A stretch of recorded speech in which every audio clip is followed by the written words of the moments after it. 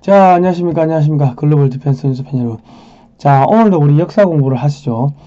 자, 대한민국 근현대 바로 알기 자유리더 캠프 이 강좌가 있습니다. 010-7735-7746번 대한역사문화원으로 연락하시면 되고요. 지금 또 영화를 제작합니다. 6.25 전쟁 당시 대량 학살과 순교 역사를 소재로 영화를 제작하고 있는데, 만원 후원을 하시면요. 영화 마지막에 이름이 올라갑니다. 지난번 영화는 제주도 출신 최초 목사 이도종 순교 스토리라고 해서 영화를 만드는데 제주 4.3 사건 당시에 기도하는 채로 공산 폭도들에게 생매장 당한 이도종 목사님 스토리를 영화를 찍었습니다. 하늘교회 TV라고 유튜브 하늘교회 TV에 가시면 보실 수가 있습니다. 여기 후원하실 분들 후원하시고요. 지금 이 PPT는 자유리더 캠프 대한역사문화원에서 학생들 가르치는 건데, 제가 대한역사문화원의 이사입니다. 그래서 이 PPT를 받아와서 거기다가 국내외 정세를 조금 추가를 해서 제가 이렇게 수업을 하고 있습니다. 저희 독자들이 어르신들이 많다 보니까 이 학생용으로 가르치면 재미가 없을 수가 있거든요. 그래서 제가 국내외 정세를 조금 넣어서 이제 가르치고 방송을 해드리는 겁니다. 학생들 수업은 또 그런 내용이 빠지니까 참조하시면 되겠습니다. 지난 시간에는 고종이 왜 나라를 팔아먹고 왜 금광을 막 여기저기 팔고 다른 나라로 도망가려고 했는가. 우리는 러시아 아간 파천 하나만 알고 있는데 그게 아니고 프랑스, 미국 등 영국 여러 나라로 한 8번 정도, 8번인가요? 9번인가요? 11년 동안 끊임없이, 도망을 가려고 했다가 미수에 그쳤다. 그런 거를 이제 봤습니다. 그리고 금광을 다 팔아먹었고, 그뿐만 아니라 일본에다가 나라를 팔아먹었습니다. 왕족들하고 고종 황제가 일본 황실에서, 일본 황실 산하의 왕실로 들어가면서 월급을 받았습니다. 1945년 8월 15일, 일제가 패망하는 그날까지 월급을 받아 먹었습니다. 그러니까 우리가 대한독립 만세 이래 하는데, 일본이 우리나라를 대한제국을 침략을 해서 이게 나라를 가져갔다 그게 아니고 왕이 팔아먹은 거예요. 왕이. 그러니까 앞전 시간에 그 내용을 보세요. 우리가 조선 때 병자호란 청나라가 쳐들어와가지고 남한산성에서 싸워가지고 져가지고 왕이 가서 300후보들을 9번 머리 받고 인조임금이 그런 걸 했지 않습니까? 조선 말기에는 그런 게 없었어요. 그런 거 없이 그냥 스무스하게 일본으로 넘어간 거예요. 그러니까 우리가 학교에서 가르치기는 고종은 뛰어난 황제였는데 그 밑에 을사오족들이 고종 몰래 나라를 팔아먹었다 그렇게 이야기를 하는데 그건 거짓말이고, 나라 팔아먹기 전에 전국의 금광이나 금광, 산림 채굴권 등등 다 팔아먹었고 11년 동안 8번인가요? 이렇게 다른 나라로 도망가려고 망명 시도를 했는데 다 실패하고 한 번 러시아 대사관으로 아간 파천 군요 복장으로 갈아입고 도망을 갔습니다. 우리가 이게 학교에서 여러분이 이 방송이나 학교에서 보고 듣고 배우는 거하고 실제 역사는 너무 다르죠. 그래서 우리 공부를 해야 되는 겁니다. 자, 지금부터는 고종이 왜 도망갈 수밖에 없었는가, 나라가 어떤 지경이었는가, 조선 말기의 상황을 한번 보도록 하겠습니다. 자유와 평등, 기회가 없는 나라, 신분제도가 있었어요. 그러니까 이 신분제도란 것은 법적으로 보면은 양천제를 해가지고 법은 경국대전이 있었습니다. 거기에는 양인과 천민 두 종류로 나눈다고 그렇게 돼 있었어요. 양인은 이제 과거로 나갈 수가 있고 그랬는데, 그거는 법은 법이고 철저하게 반상의 구분이 있었다. 그래가지고 10% 왕 한 명과 양반 10%, 중인 10%, 상민 40%, 천민 40% 이렇게 철저하게 나눠져 있었는데, 천민은 뭡니까? 노비. 이 사람들은 자기가 살기 위해서 거짓말을 하는 거예요. 상민은 장사를 해야지. 그러니까 또 거짓말 하는 거. 중인 양반들 눈치 보고 이래저래 가야 되고, 양반은 팝을 당파 싸움 해가지고 저쪽을 죽여야 되니까 또 거짓말하고, 왕은 양쪽 그 양반들 또 이간질 시켜가지고 둘 다 처리를 해야지 자기 왕권이 강화가 될 거 아닙니까? 그러니까 거짓말하고 인구의 100%가 거짓말을 하는 게 그게 조선 말기의 행태였습니다. 이게 나라가 제대로 될 수가 있냐고. 그리고 자기 나라 백성을 갖다가 이 노비로 삼는 게 이게 나라입니까 이게? 야, 이런 거를 지금 학교에서 좋은 나라라고 가르치고 우리 조선시대가 자랑스럽다 이런 식으로 가르치는데 이 문제가 있는 거예요. 10%의 양반은 아무것도 안 했다. 관원상제의 규칙을 너무나도 까다롭게 해가지고 아무도 범접을 못하게 하고 체면을 차리고 산업공상 선비가 그 최고위이고 농업, 공업, 상업은 천시하고 신분을 강조하고 상공업 천시하고 한문 지금 중국이 발달을 못하는 게 한문이 너무 복잡해서 발달 못하는 거 아니에요. 그러니까 한글도 천시했는데 한글은 나중에 누가 이거를 한글을 보급을 하냐면 그 헐버트 선교사라고 선교사들이 와가지고 한글 체계를 잡아요. 그리고 헐버트 선교사한테 배운 사람이 한글학자 주시경입니다. 근데 우리나라 학교에서는 한글학자 주시경만 가르치고 헐버트 선교사를 안 가르쳐요. 헐버트 선교사가 한글로 그리스어 신문에다가 조선 백성들은 이거 교육을 시켜야 된다. 그런 글도 쓰고 자기가 삼인필지라는 그 한글 최초의 그 지리서를 만듭니다. 그 주시경 선생은 그 밑에서 배운 거예요. 그 밑에서 배제학당에서. 예?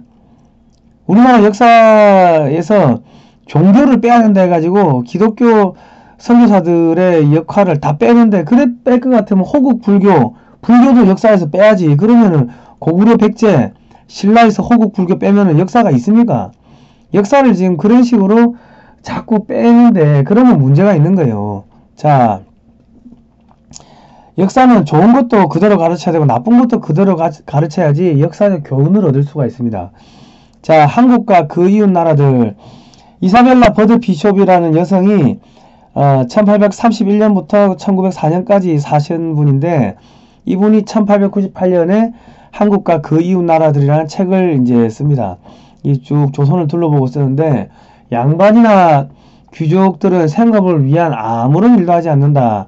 양반들은 기생충이나 다를 바 없는 계급이다. 한국 관리들은 살아있는 백성의 피를 빠는 흡혈귀다. 이런 이야기를 했습니다.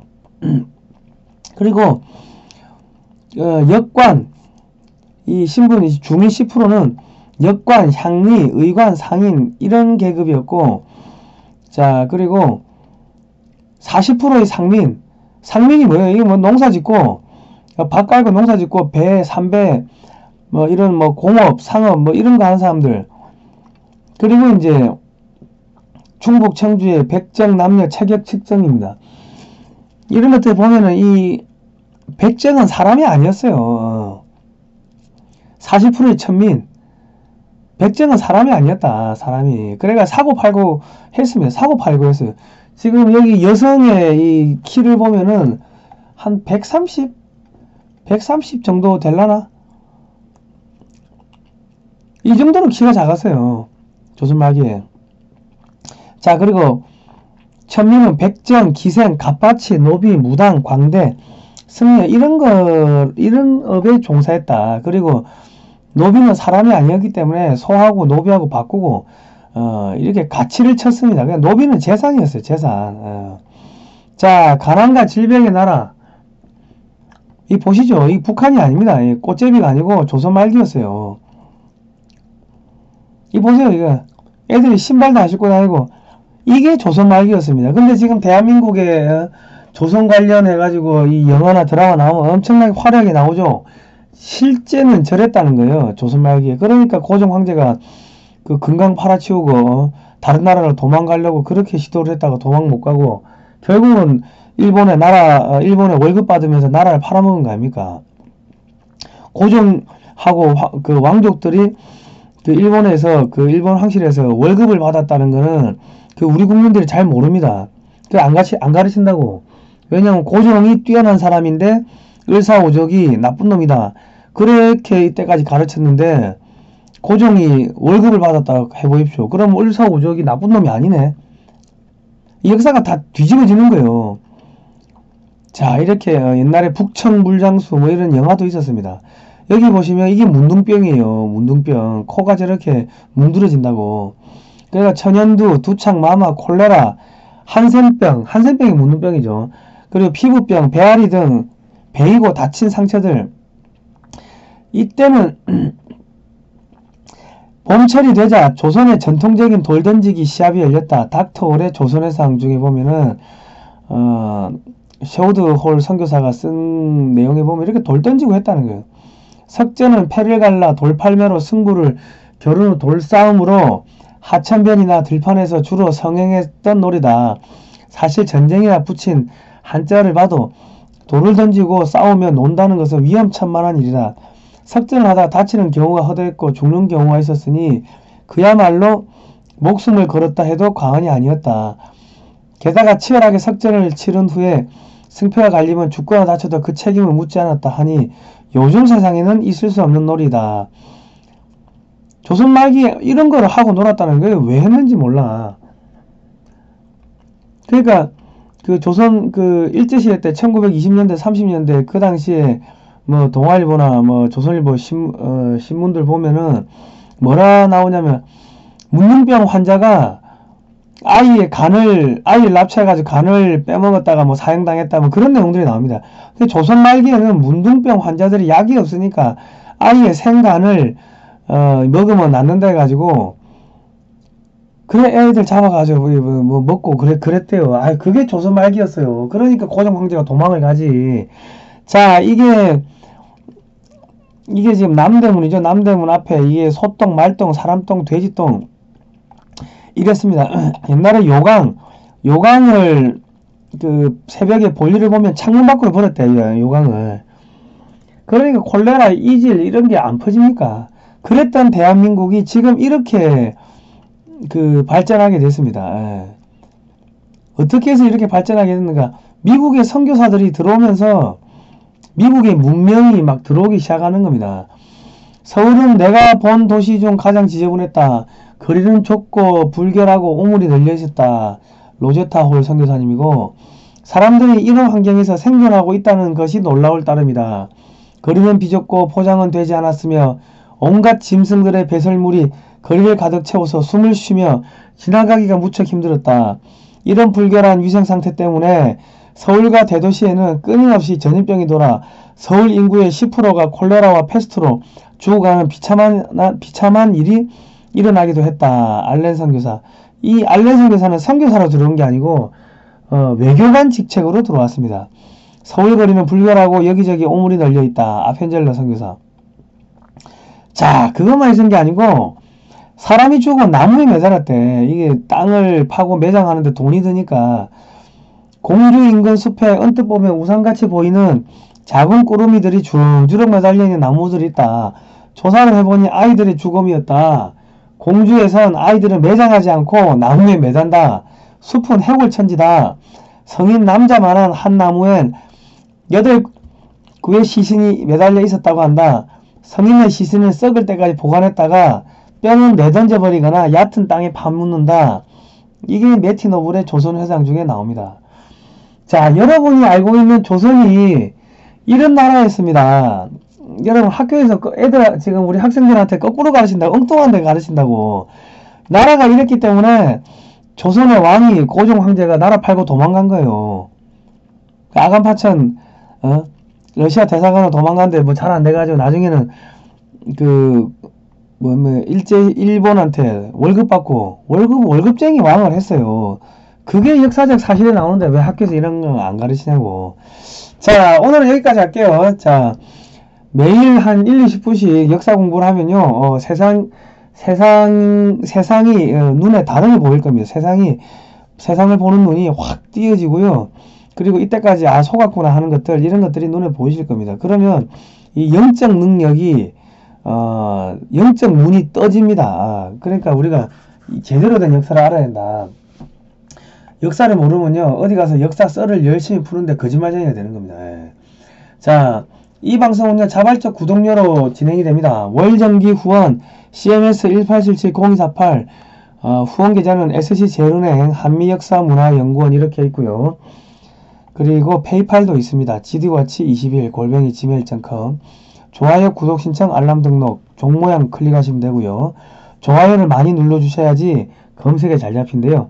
자, 오늘은 여기까지 하도록 하겠습니다. 다음 시간에 뵐게요. 고생하셨습니다.